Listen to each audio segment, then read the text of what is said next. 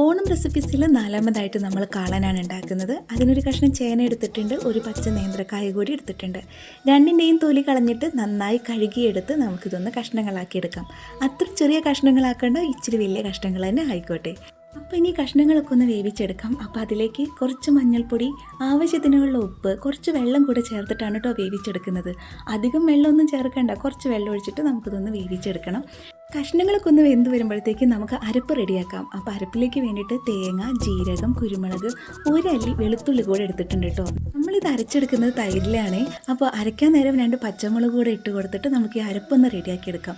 നമ്മുടെ കഷ്ണങ്ങൾ നന്നായിട്ട് വെന്ത് വെള്ളമൊക്കെ വറ്റി വന്നിട്ടുണ്ട്. അപ്പോൾ അരപ്പ് നമുക്ക് അതിലേക്ക് ചേർത്ത് ഒന്ന് ഇളക്കി കൊടുക്കാം.